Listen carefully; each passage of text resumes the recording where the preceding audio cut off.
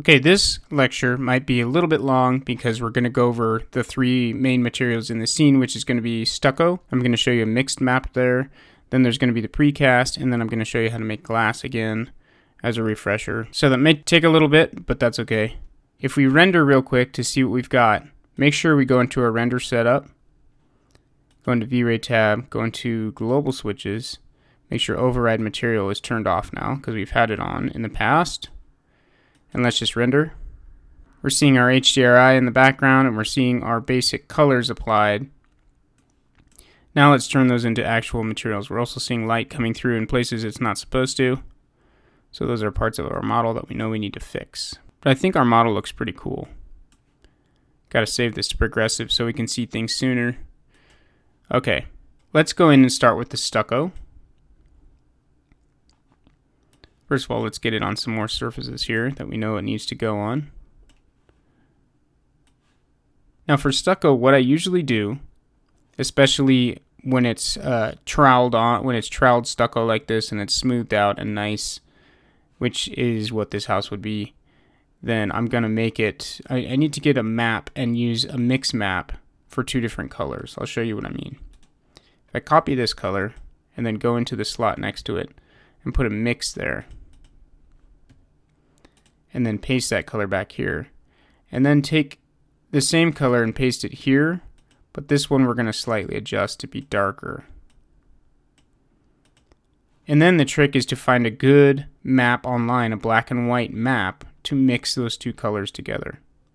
And I'll show you what I mean. I'll go try and find something and we'll use it to make it look more like plaster, because a solid color just isn't going to work. Okay, I found a nice texture for us. If you click here on the mix amount, then you can actually put a map in there for it and select any kind of map you want. We want a bitmap, and then navigate to the place where it is found. Mine looks like this. It's not the best, but this is tileable, and that's kind of hard to find, a nice black and white map like that that's tileable. You will probably have to adjust some things to make it work. Let's bring up the swatch. You can see it's not working right now, and that's because the real world size is set to 1 inch and 1 inch. Let's turn down the blur on it, because we don't really want any blur going on. I usually set this to about 10 feet by 10 feet, and this will depend on your map, obviously. 10 feet by 10 feet, and now you can see we've got a little plaster look going on. It might be a little too dramatic. And the last thing we can do is take this map and copy it, go back to the parent material, go into our maps and paste it under the bump. We can probably instance it. Okay, now the bump matches the variation in color, and obviously with the blur at 0, that is way too dramatic. If you put the blur up to 1, it would look better, but it's blurry, so we don't really want that. What we really want to do is turn down the bump intensity to like 4. Yeah, somewhere around there.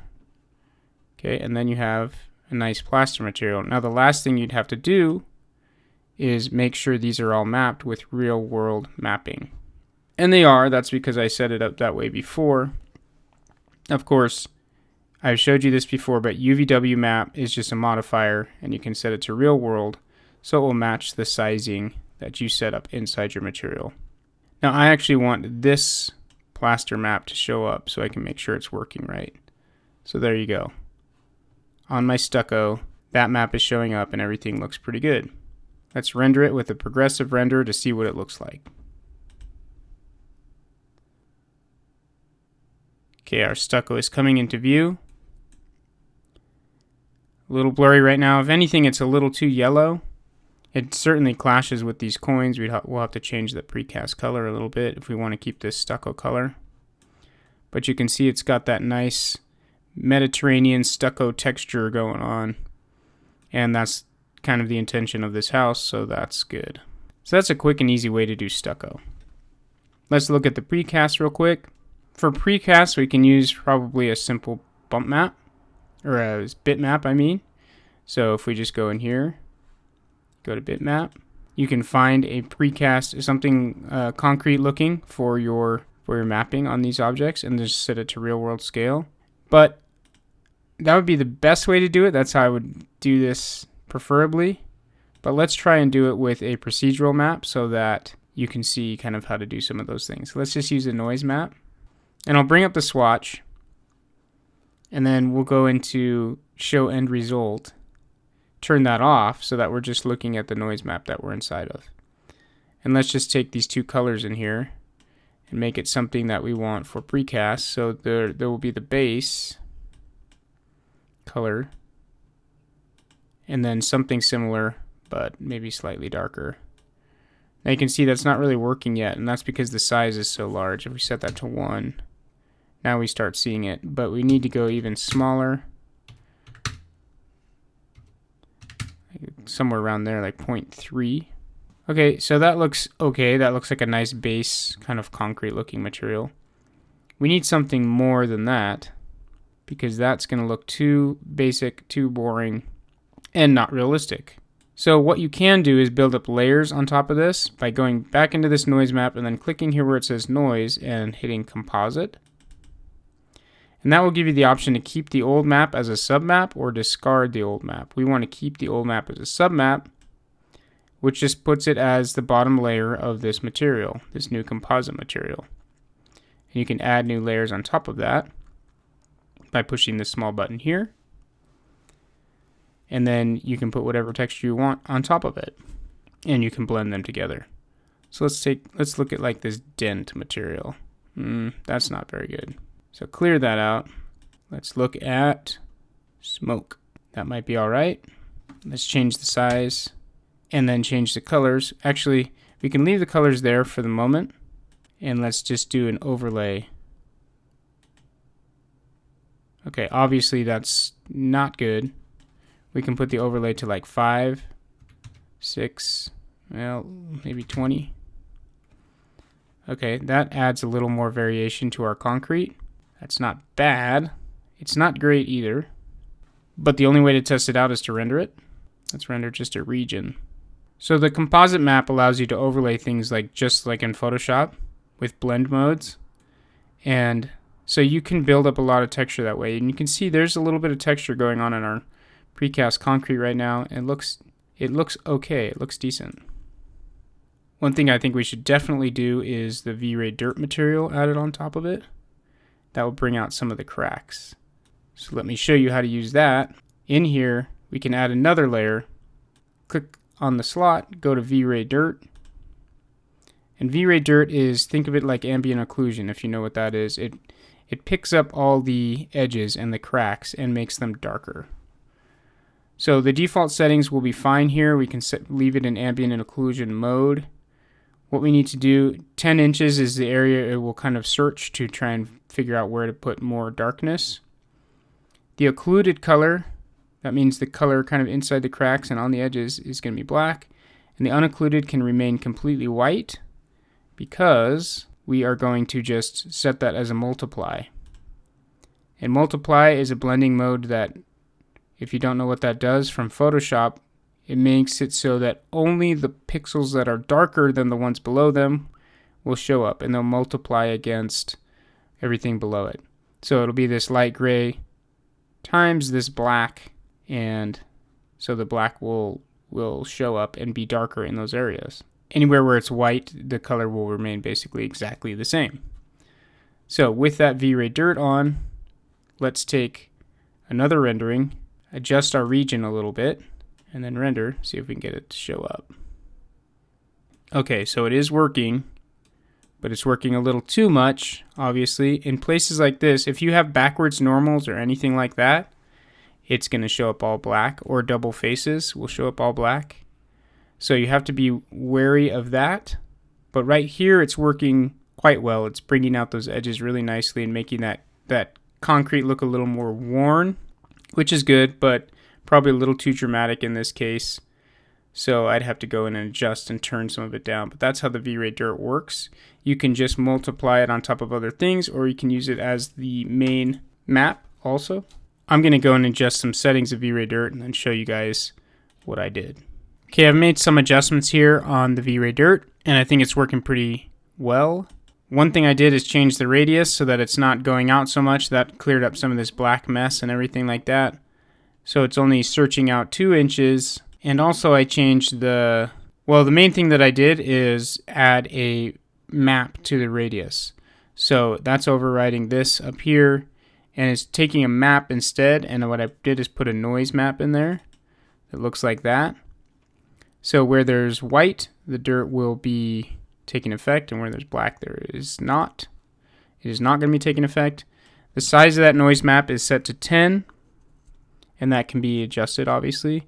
And then I went into the output of the noise map, which is found down here. It's just black and white. But if you have this turned off, you'll see the difference. Enable color mapping is turned off. It looks very dull. If you turn it back on, then this is like a curve in Photoshop. So we're taking those pixels and pushing them more towards just solid black and white. You do that by adding a point, and then you can move it wherever you want, like that, like a Bezier curve. Okay, so that's basically adding contrast to this, so it's a more stark contrast between the black and the white. So something like that. And then the only other thing I did was turn down the opacity of this multiplier on here. So it's multiplying on top of there, but I put it to 60 intensity instead of 100%.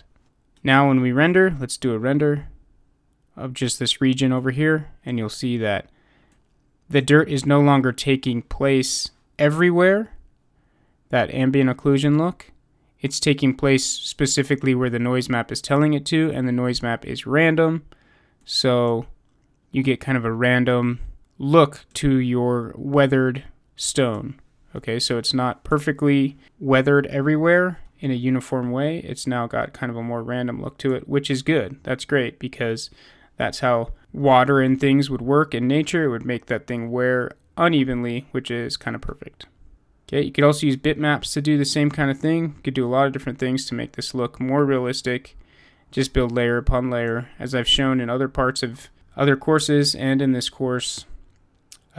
But that's how we're going to leave our precast stone for now. The last thing we're going to do is our glass, which is actually quite easy. Let me just run you through how I do a basic glass one more time. Important thing, diffuse should usually be black unless you have a very tinted colored glass. If it's just a clear glass, it'll be black. Set the reflection pretty high. You set the reflection pretty high and bring up your swatch here. Show the background so we can see what kind of reflection we're getting. Fresnel reflection should be on for glass, but we can unlock it and turn it up. Something like 3.2, somewhere around there, to get more reflection on that glass. Refraction, of course, on glass should be on. Now that means you're now going to have to see what's inside this building, so that could be problematic on some models. There is a tendency to want to just make the glass totally reflective and not be able to see through it. That's problematic if you're wanting to make a realistic rendering. So I suggest making it refractive and putting at least a box or something behind there to keep out the environment light so that it looks like that window's actually see-through. Okay, so you don't have to make it super refractive. Now if you put the slightest of color on this, that will really affect the color of that glass if you put any color on your refraction here.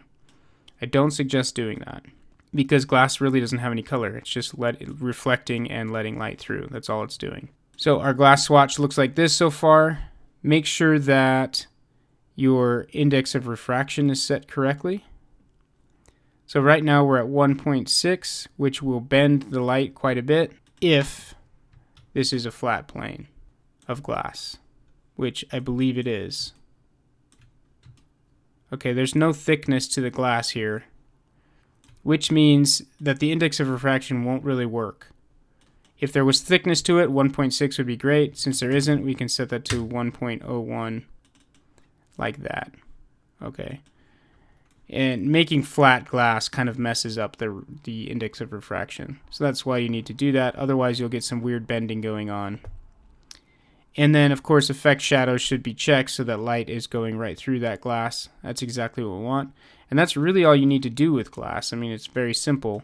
The only other thing that I do sometimes is go into maps and add a bump and put a basic noise at the size of about 25, that's fine, and just leave it all default, and put the bump to maybe 1.5 or 2.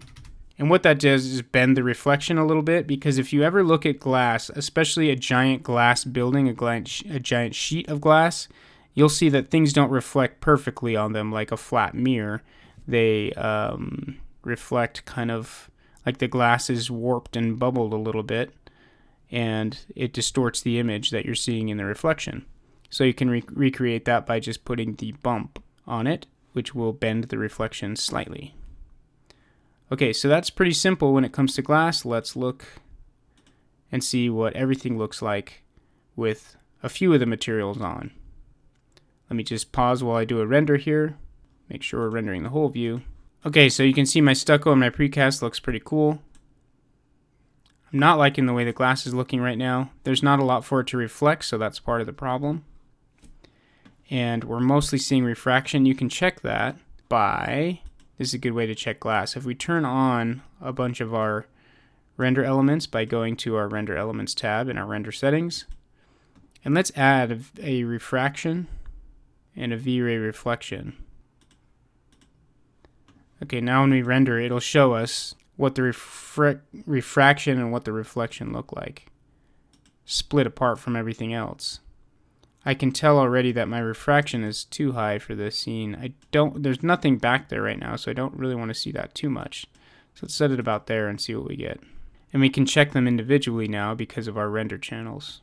So here, in your drop down on your V-Ray frame buffer, you'll now have the V-Ray refraction and V-Ray reflection channels, which you can check individually. So that oh my goodness. That reflection looks actually quite nice. You can see the slight distortion going on, like right here. That's that noise map we did. And the HDRI is being reflected perfectly in there. That's great. The refraction looks like that. We're basically seeing through to the HDRI behind. So really I need to put some things behind these windows to make it look really accurate, like some curtains and a room or something. Okay, but overall it's actually reading pretty nice. There's my glass. Okay, I'm liking this look so far. This is great. If anything, my precast might be a little too dark, so I can go in and adjust that. And then it's just about applying materials to everything. And it's going to look really nice, I think. I like the lighting we set up. That gave us a good base. Our composition is fine. And now just adding realistic materials is really going to make this image look great.